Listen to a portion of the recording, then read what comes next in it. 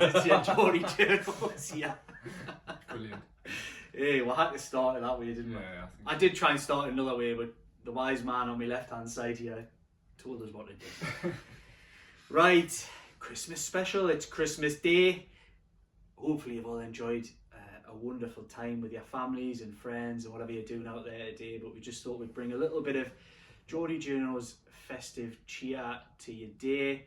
You might be just settling down after a busy day, opening presents and having your Christmas dinner. You might have had a lonely one, but we're here to bring that brightness and talk a little bit Newcastle United, because as we all know, in this festive period, football never stops. Of course, myself, Liam Kennedy, joined on my right by Jordan Cronin and Dominic Sker on my left. How are you feeling, lads, this brilliant Christmas day?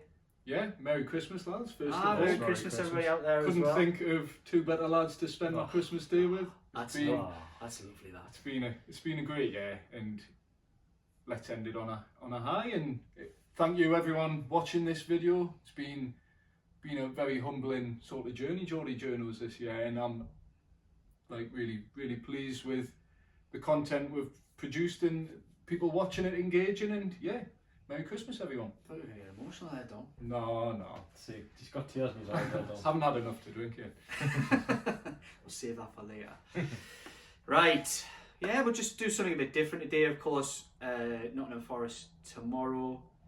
Big game. It is. It's a massive game for Newcastle United. If they've got really any ambitions on being anywhere near those top places come the end of the season, Jordan, they've got to make sure that that's 3 points in the bag, haven't they? Yeah, got to give Newcastle fans a belated Christmas present, would it be? They need a Christmas present after the dents of recent times.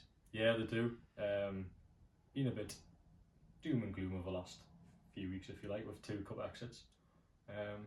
But I see, hopefully the result on Boxing Day can be the start of a special second half to the season, because they need to do that to, as you mentioned there, hopefully get near that top 4. So Nottingham Forest at home, new manager, but you'd expect Newcastle's bread and butter to go and win at home against Forest, and spend a bit of late Christmas cheer ahead of a really difficult January. Just when you think things are going to get easier in January, It's worse. There's a big set of fixtures, but of course the Geordies Journos will be there at every single game, as we always are, and we'll give you full previews and reviews of everything that goes on Newcastle United. And that's kind of where we want to go with this video, is just jump in the comments and get involved and let us know your thoughts on our opinions. But we're going to give our thoughts on maybe the 2023 as a whole. Let's not maybe focus on just the last few months and the season itself, but from the start of 2023, and we're going to go over a few key points.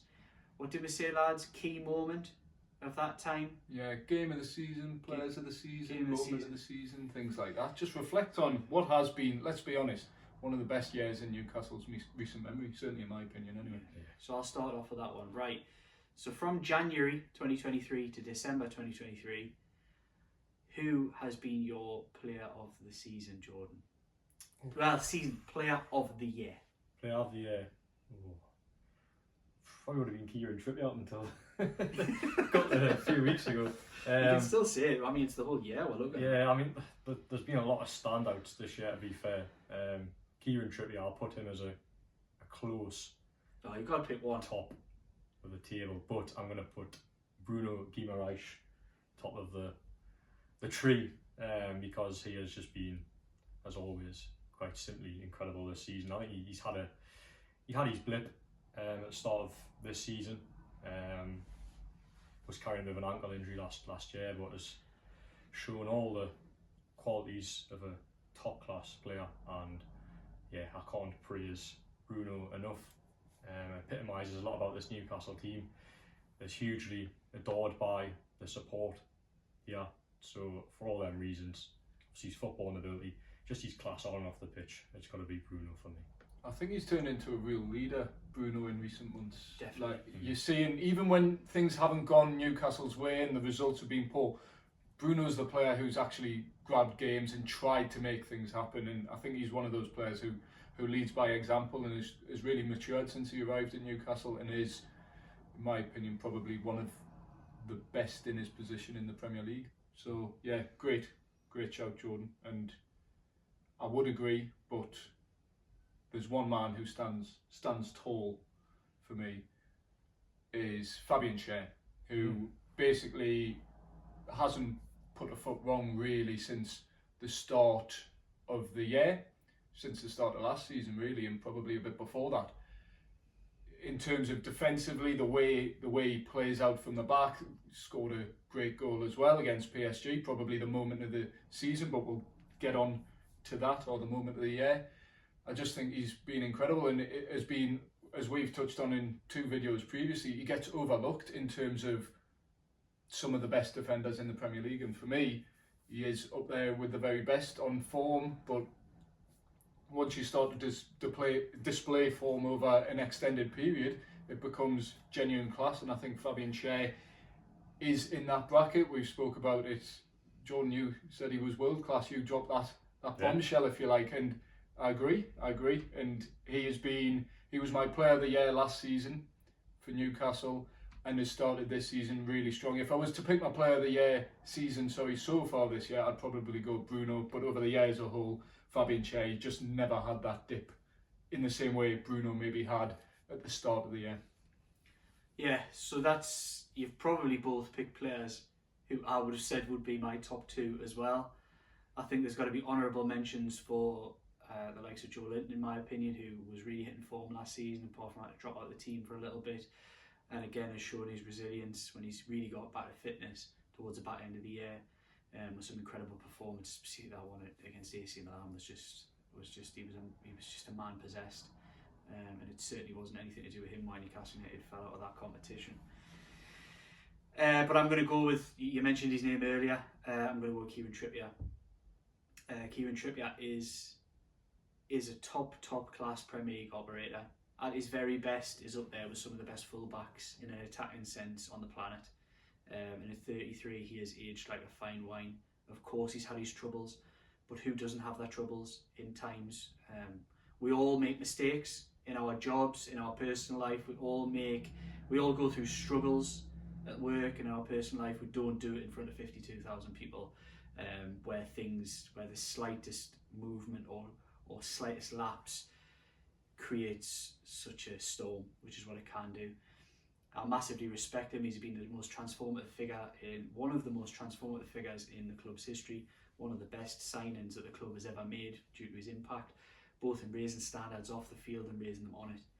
And for me, this year as a whole, bar the blips towards the end, which he's clearly a fatigued man mentally, because of things we've discussed on this video. And for me, he's been a real beacon of light in this era of transformation and expectation on Tyneside. So for me, it's got to be Kieran Trippier in the year as a whole, because not only does he produce with goals and assists, he leads. You see that he's got that respect within the dressing room, even when things haven't gone well. He's the man who stands up and is counted. So for me, it's got to be Kieran Trippier. 2 solid shouts from you guys, and then me as well. You can't argue no, with any of them. I'll be honest, I think Bruno's the boy, but it's got to be different. Yeah, we can't say the same. It'll be a bit of a boring video if we all sat here like Bruno. Yeah, I think that's probably one of the good things we do. Like, we do disagree with each other almost all the time. But I keep nearly hitting myself in the face. I'm good at it. I haven't got any Newcastle attire, but I've got me Geordies Journos badge, pin badge if you want one. Yeah. Geordiesjournos.com/shop. Oh, look at this. This is Christmas. This is Christmas. We might be beaming out to you guys here with your presents all around you and wrapping paper and kids running about. You may be, or you may not. You may just be relaxed and chilled with your feet up and a can of beer in your hands. But however you're watching this, we're full of Christmas spirit here at the Geordies Journos, right? Next for me, I would say, is what we've done, player of 2023. Yeah. So let's have moment of 2023. Jordan, you kick us off. Moment of 2023. Are we doing a result of 2023 or just a moment? No, so it can be a moment, it can be anything. It can be anything from where we've been, what we've done. It can be it could be a moment in a game. You can even maybe have a bit of both. Opens a can of worms, It does.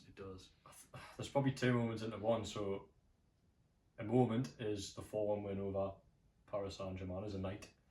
And another moment, Fabien Schär's goal at the end of that game. I think that night was the best night this club has seen for a very, very long time. It's the best night I've seen from Newcastle United in my lifetime. It was just an incredible night. A night that this football club had longed for a very, very long time. It was 20 years since the last Champions League campaign. And as I mentioned, you know, fans out there watching this would have witnessed the Barcelona game, and you might even put the Juventus game in that bracket, but for my generation, the PSG game was that game.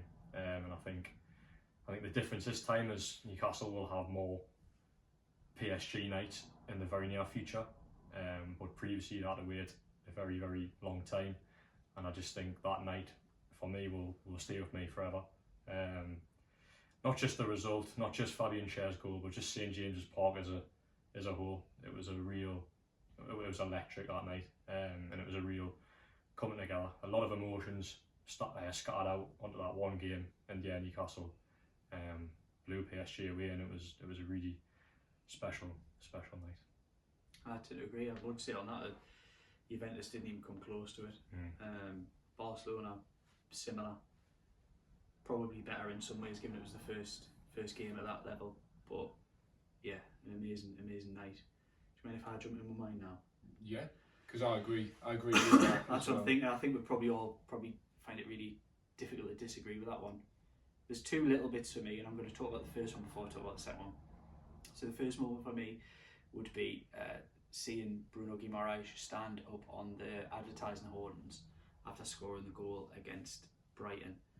I thought that was just absolute football magic in itself, and that was the moment where you knew, and you knew that good times were going to return. Champions League football would almost certainly be going back to St James's Park and to demolish them, who've often been a thorn on my side in recent years.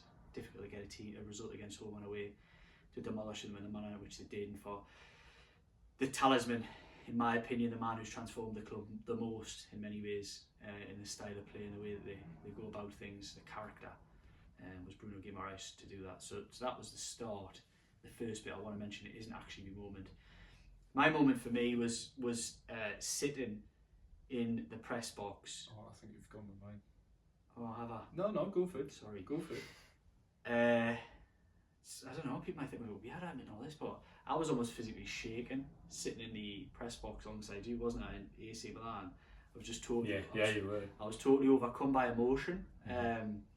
Just the feeling, the atmosphere, just everything about being in the San Siro, and this being in Newcastle United coming out. It was loud. It was an assault on the senses at San Siro that night, and just seeing it, feeling it, smelling it, being there for when Newcastle United first went back in the Champions League. Team was a rabbit in the headlights that night, by the way, but it was no surprise. It was electric. You could feel it in your feet. You could feel it in your hands sitting in the seat. It was just, there was an energy that night in that wonderful arena that I find. I hope it can be replicated again. But I think that was, for me, built up in 20 years of knowing. I've always said this, and anybody who's watched me previous on YouTube, going back to NUFC Matters, shout out to Steve Wraith, who I was on there for years with him. But if anybody ever watched and crossed over to watching us guys now, I used to talk a lot of the time about how I always had a faith that we would return to those nights again. And for me, it was a lot of that. It was just that moment that when we were back, it was very emotional for me. And have I stolen your thunder there, Dom? Yeah, but I've thought of another one. Sorry. But yeah, the two moments Jordan and Lee have mentioned, it just epitomises what being back in the Champions League was about. Obviously, we're sad it's over, but those memories that will last forever. We'll be talking about PSG in 20 years' time. That night, Newcastle announced themselves back on that European stage, and what a way to do it in. Obviously, things didn't really hit those highs afterwards, but yeah, that Milan game, being just in that stadium when the Champions League music sort of dropped, it was loud, and then it was almost like a needle drop, wasn't it, with the Champions League music? And when they It was- screamed the champions, and it was just like, wow. it was Although I incredible. quite enjoyed it beforehand, when it was. We've sang that a few times today at the San Siro. It's a tune, to be fair. It is. Probably the only time I felt overwhelmed in a press box was as the team walked out at Wembley Stadium, actually. So it's another part of what has been an incredible year. Obviously, the match didn't plan out as we'd hoped. Yeah, but just being in the press box for Spurs was incredible, those first 20 minutes, because the game was billed as such a almost Champions League decider, top four decider between Spurs and Newcastle, and whoever would win that game would probably go on to claim a top four finish. And as it happened, Newcastle won so convincingly. Spurs' season from that point on, and maybe a couple of games beforehand, when Antonio Conte left, just completely derailed, and they missed out on Europe entirely. But given Newcastle were up against a Premier League heavyweight, if you like, in Spurs, certainly a big six club, to blow them away with 5 goals in 21 minutes was just incredible. And so my moment of the season, if I couldn't pick what Jordan and Liam said, was probably that time Alexander Isak makes it 5-0. He celebrates. He's like, what the hell's going on? And we're looking at each other in the press box. Me and Jordan can barely keep up with it. The goals are going in so quick. Liam, you got to enjoy that one. Yeah, we did. Yeah, it was one of those weird ones where there was people falling out their stands, out their seats. They were diving into the press box, giving them cuddles. It was just like, everyone was totally shell shocked. And it was one of those moments that you just have to experience, have to sit there and say, right, I'm actually going to watch this instead of just working, because that's often what happens in this job, is that you don't get an opportunity to experience the actual things that are happening in front of you. You're almost too busy trying to relay them to everybody else. So it was just one of those amazing times at St James's. Yeah, and another moment within that 21 minutes was Jacob Murphy's third goal, where he's just, Newcastle are 2-0 up, 9 minutes played, less than 9 minutes played. He just shoots 30 yards. Hugo Lloris has no chance. In his celebration, he's just etched himself into Geordie folklore with that goal and that celebration. I won't ask you guys to recreate it, but I think I could. go on. That's indeed. I like it. So yeah, great afternoon to be at St James's Park, and yeah, that Alexander Isak 5th goal just to make it 5-0. I think only Man City have bettered scoring 5 goals in a quicker amount of time in a Premier League game, but to do it against Spurs, who were at the time the biggest, or one of the biggest rivals for a Champions League spot, or a European place at least, was just brilliant, and sums up another great moment in what has been a 2023 of great moments. Yeah, I see a lot of social media and Spurs fans bigging up Pedro Porro. I've never seen a player blitz like that before. He literally didn't know what day it was. Papi Asar got dragged off after midfielder as well. 10 minutes. It was unbelievable. But yes, right. More. What are we doing now? Hopes. Moving on. Hopes. For Hopes. 2024. Not look back. Let's look forward. Hopes for 2024. I'll start this one. I think it has to be imperative Newcastle need to finish in the top 6 and bring European football back in some way, shape or form. And I think it's been a learning curve season. I'm not really going to set any further aims on this campaign in particular. I think they've got to make sure that European football is back for the second end of the year. And if it is, then I think there's a lot of lessons can be taken from the experiences of the last 6 months. Newcastle United have accelerated their progress. Probably even felt like maybe they've jumped a step too far in many respects with regards to squad. 2 extra windows, you would like to think they'll be in a much better place to battle on an extra front if they do get European football at the end of the season. But I think for me, very plain and simple, my aim for 2024 is to make sure that European football is going to be absent from St James's Park for the first sort of 7-8 months of the season, but just to make sure that it's back at the back end of the season. And I think that can be seen as not taking too much progress from last season, but also no progress at all really, but not regressing massively, which can often be the case after such a huge shoot up the table. Right lads, hopes for 2024, Tom? I think everyone hopes Newcastle finish as high as possible in the table, win the FA Cup, I'll go a bit more pragmatic. I just want some players back from injury. I want Newcastle's squad to actually look like they have options in it, or quality options in it, and hopefully Newcastle can strengthen in the January transfer window with the likes of potentially a striker signing, a winger, maybe getting a bit greedy with a midfielder, but defensive options. If Newcastle can strengthen and buy Goalkeeper? Yes, goalkeeper's an option as well. I hope Nick Pope comes back from an injury sooner rather than later as well. But yeah, my hopes for 2024, almost my hopes for the first few months of 2024 in Newcastle, just get things back on track. But obviously the overarching sort of aim will be to secure Europe, as Liam says, and hopefully with obviously a massive game against Sunderland coming up, they can progress in the FA Cup and potentially win something, because they came close in the Carabao Cup. I think they had a very, very good chance again getting to Wembley again, unfortunately squandered, but that hunger to win a trophy never dies, and hopefully we'll be back at Wembley sooner rather than later. Right, John, before I ask you to stoke that fire a little bit more, make sure keep warm. Keep warm, yeah. Christmas Day banter, you don't get anywhere else. You don't. That's why you keep coming back to the Geordie Journos.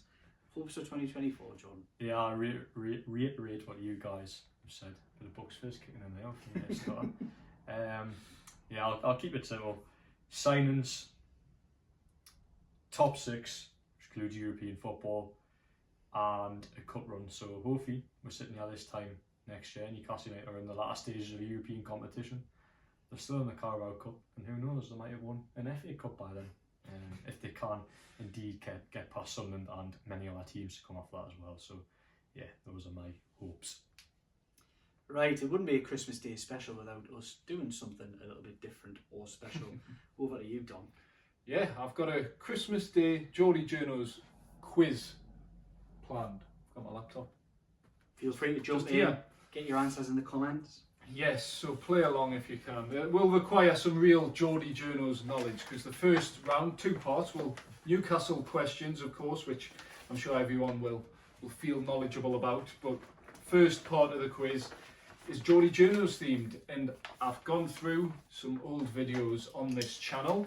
Check them out if you like, and you may have already seen them, and picked out certain quotes said by people in the videos, and I want to know who said it and what they were talking about. So, pens at the ready. Right, the first one, who said, "Put it this way, would do a lot," and what were they talking about? I want as much specifics as possible. You can have up to 2 points for any of these questions. God, my memory is so bad. This was an iconic Geordies Journos moment. Say it again, Dom. Put it this way, would do a lot. This actually completely derailed the video. I think, Jordan, you had to take it to the editing room, didn't you? Yes, and I had to leave the video sort of midway to have a laugh off camera. Well, now you're giving us clues. Right, so I'm thinking, Dom, you said it. What was that talking about? And I have no idea what you're talking about. But I can imagine it might be something stupid that I've said. Okay. You've got 1 point for that, because it was me. Right. Jordan? Yes, it was you, Dom, and it was at Wolves away, talking about Newcastle United, what we do when Newcastle United win a trophy. And put it this way, it would do a lot. I'm sure many people back home would do I remember that now. Because it was ahead of Man U, wasn't it? And yes, we'd do a lot. So yes, we would. And sticking on a theme of maybe slightly dodgy quotes, who said, "I also thought it was a cross-cum shot"? And what were they talking about? I need the specifics as well. Oh, does it have to be really specific, does it? As specific as you can be if you want to get 2 points, Liam. Right, it was Jordan. Always. Yes. What was he talking about? I think it was a home game. I don't know any more than that. Sorry. Yeah. Jordan? That's a point for you. Yeah, it was me, and I was talking about Jacob Murphy's opener against Crystal Palace. Match winning day for him, that wasn't It it? was. He scored 2 that day, and Desiccated showed that a few days later. But Got an anyways, assist, isn't but still in the field that it is Jacob Murphy. And having watched the footage back several times, it was a cross-come shot. it? Yes.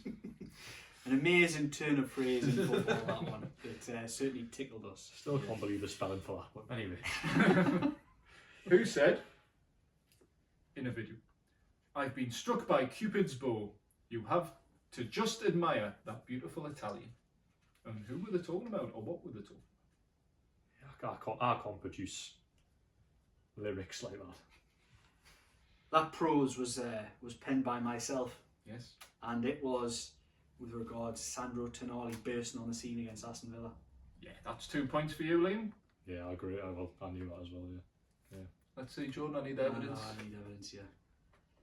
Liam Tonali, yes. That is 2 points apiece. I don't cheat on quizzes, mate. No. Okay. Who said in a Geordies Journos video, "It's a disgrace. I feel sick." And what were they talking about?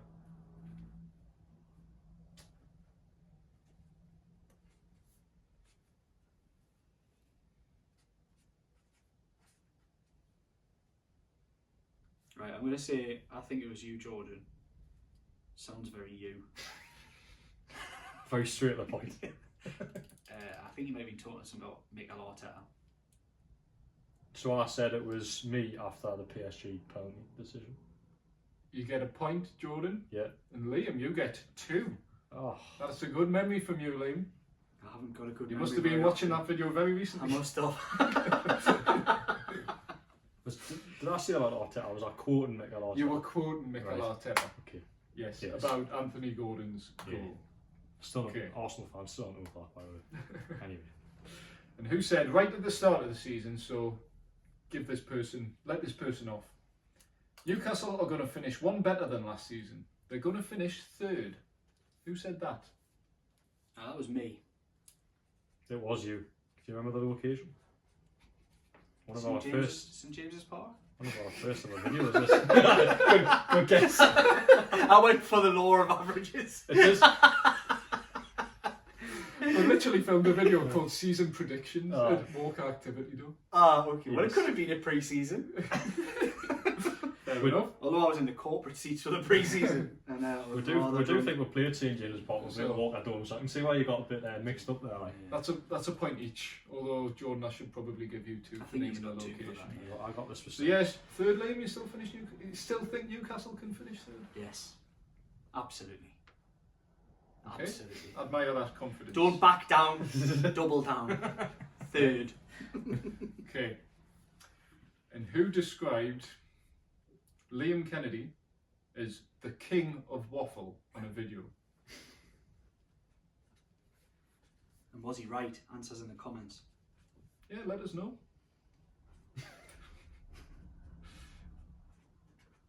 Okay, you got your answers? Who said it? It was you. Yeah. Yeah. it was I'll let you know. Although you weren't in this video. Oh, harsh. I know. At least he Sneaky said. At from least me. he said to me face, did he? Yes. You are the king of waffle. Liam. Oh, Forget the king's speech, it's the king of waffle the speech. king of waffle. Yeah, on Christmas Day. So, Jordan, what did you put? Yeah, it I don't was. know when it was. It was you, Dom. I need details about the video. Yeah, it was you, Dom, and it was possibly any post-match or pre. I'll give How you a do clue we by word saying this? Liam It was wasn't. a press conference video. Yes, so it was pre-match. Yes, because Liam doesn't go to them because he's too big time. I'm The just trying. king. The king doesn't come to the press conference. Rightly so. Doesn't mingle with the I'm, colours. I'll say pre-Everton. Yes, it was recent. Oh, Everton, that's a good guess. Unbelievable. 2 points. for it. You've been revising here. Well, we knew this was coming. Yes. Okay, and who said this? This is probably one of my favourite quotes from a Geordies Journos video. He's a bitter, bitter man. A bitter man. There's no need for it. Petty, petty man. Who said that and who were they talking about? More important. That's a great quote. Read it again. He's a bitter, bitter man. A bitter man. There's no need for it. Petty, petty man. Was it me? Yes. And was it Mikel Arteta that I was talking about? Right, Jordan? What? It was definitely Liam. But I don't think it was Mikel Arteta. No? Like, we had him before. I think it was Thomas Frank. Oh, Thomas Frank. It was Thomas Frank talking about Newcastle getting a dodgy penalty, having Alexander Isak play, and complaining about the ball boys. You were not happy with his post-game comments. I think he is so petty. He's pathetic, really. I just remember sitting looking at him at a press conference last season, and he was going, "Oh, Alexander Isak, 63 million." Honestly, man, shut up, will you? Right. Next question. Final one. Who said in a Geordie Journos video, "It definitely was me"? And I want as much detail as possible, please. It's impossible, that one. No, I think you'll. It's gettable. It's very hard, but it's gettable. It definitely was. Was it you, Dom? No. Right, well, I don't know then. I'm out of ideas. I'm not very good at this quiz, am I? It definitely wasn't me. Definitely wasn't you. Definitely wasn't Dom. Alan Podge. Alan The Pardew. live video. Not live. Live. Not remember. Alan Pardew. I do now. Yeah. Who's your Dortmund? You were there, Liam, me and Jordan PSG. were. Can you? PSG, I had special invite. Was it PSG? I invited Sorry. Alan Pardew to Quiz take master. part in the Geordie Journos video that day, and he obliged by coming on. Watch our back. Didn't quite happen that way, but he definitely made an appearance in the live stream that I did from the Parc des Princes that day. Yes, and you're his biggest fan, aren't you, Joe? Yes, we've already done the controversial opinions. I Check don't, that video out. I don't want to do that now. There'll be a few people watching this, maybe having a beer. And then I might spit the beer out at the fact that Alan Pardew was a good manager for Newcastle United. But yeah, I'll not spread any Christmas gloom with people who don't agree with that opinion. Yes. He said that after the PSG game, not the Dortmund game, as I incorrectly said. So now moving on, Newcastle questions about 2023 in general. A great year for the club in many ways. But how closely were you paying attention to it? I don't know. First question. This is regarding this season only so far. Who has had the most shots for Newcastle United this season? And it is by some distance. We're doing the answers now or at the end? We'll do them now. Isak. Jordan? Yeah, Fabian Schär. He always shoots. He has a lot of shots. Yeah, he has once a month, really. No, true. The correct answer, unfortunately both of you are wrong, was Anthony Gordon. How obvious is that? Yeah, he shoots all the I time. know, he does. Not as much as Fabian Schär. Anyway. Wrong. Okay, this one's about last season. And how many points did Newcastle finish on last season in the Premier League? 75. Jordan? 73? No. It was lower than both of that. 71, enough to secure a fourth place finish in the Premier League. Now moving on, Newcastle United picked up their biggest ever Premier League away win at Sheffield United back in September. I won't ask you to name all 8 goal scorers, but who scored the first goal in that game?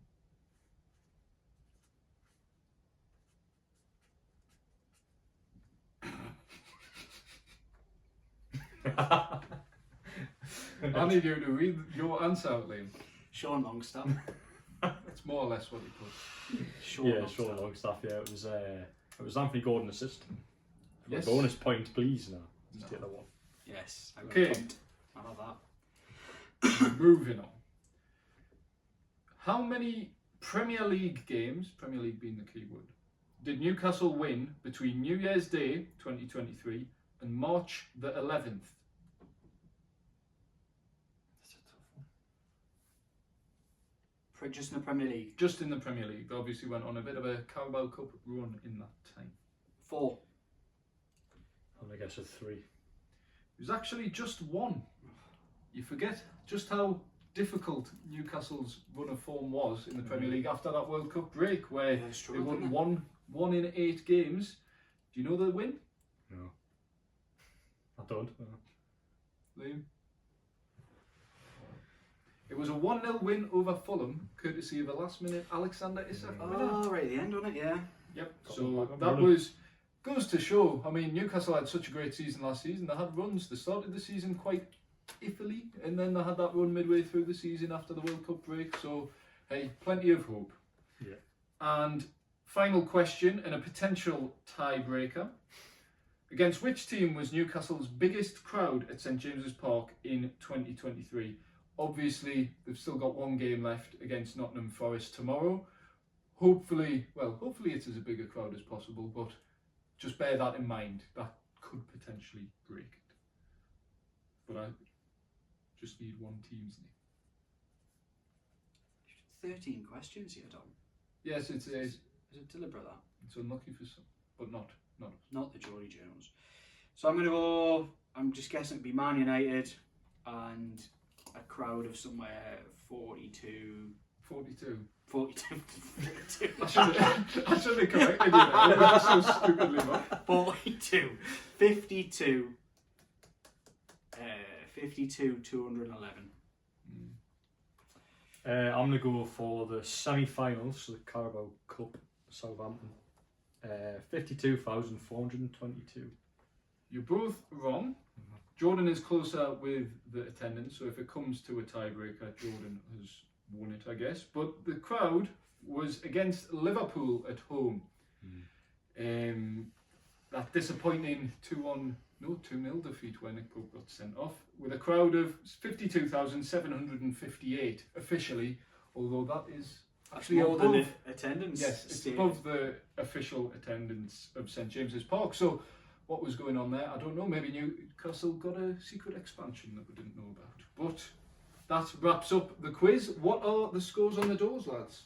I counted as minus 16 if we were doing 2 points each for the third. Yes, you. Yes, 16. 16 for Jordan, and how many did you get, Liam? 10. 10. It's a good effort. You lads. wipe the floor. It's a good effort. Just as people file past us here. I think it was former Newcastle United manager Alan Pardew there. Put it this way, it would do a lot. I thought it was a fluke, and I also thought it was a cross-come shot. I've also been struck by Cupid's bow. Just admire that beautiful Italian. It's a disgrace. I feel sick. Put Newcastle United, I think they'll finish one better than last season. They're going to finish third. With the King of Waffle. Well, the King of Waffle. The King of Waffle. He's a bitter man. Like a bitter man. There's no need for it. Petty man. Jordan, I've got something for you as the winner Christmas. of the Look at quiz. this. Bit of Christmas wrapping. It's taken a bit of a battering, but It's a bit of that's another story. I tried my best. Been at the bottom of Santa's sack, that one, hasn't it? Good rapping. It was wrapped well. Oh, it's Sir. A Geordie Journos themed, signed not Alan bad. Shearer. I think so. Get that hung Yes. up on your living room. I will. And you deserve it, Jordan, because that was a good quizzing from you. No expense spared with the Geordie Journos Christmas special. Any sort of sticker there. I will. It is, It's yeah. memories that. Sure, do you reckon say I'll appreciate the Geordie Journal sticker? Yeah, shout out to Alan Shearer. Yeah. If you want one, Alan. Tunes Get in greatest touch. number 9. No, thanks, You'll get that Alan. reference if you're a regular watcher. That will go on the wall, and my lass will be delighted with that. I'm sure she'll. So great. It was really nice of them to let you out at Christmas. It was. Wasn't I it? know. With Christmas Day, and you're allowed our out. commitment to the Geordie Journos, we cross no bounds. Yes, and we do it all for you. And I think that's kind of time to wrap up, isn't it? Yeah. Yes. Yeah, I just want to say, like, I'm sure I speak for the two guys either side of us here, that we absolutely love doing the content we do, but it's nothing without you guys out there. So we really appreciate your support throughout the year. We've been doing this since about July, and we hope that 2024 is a much bigger year than 2023. We're hoping to bring you as much content as I can. And yeah, a big Merry Christmas from us. We'll save the New Year bit because we'll be in my usual places at St James's Park and at the game on Boxing Day. So yeah, a big thank you to everybody who likes, who comments, shares, subscribes, everything, who gets involved in the conversations, who gets in touch with it on social media. We love all of that, and we really appreciate it. We couldn't really do it without all of you. So thank you very much. from all of the Geordie Journos. Well done, lads. Yes. Seasoning? Yes. Right. Does anyone else want to do it? You want to make this a Christmas special? No, It's you're, not- you're on the special one. Yeah, it's not Christmas if you're not reading out your You're the T's. special one for the terms and conditions. From the King of Waffle. Yeah. It's Christmas Day. The three unwise men say like, comment, share, and subscribe for all your Geordie Journos content.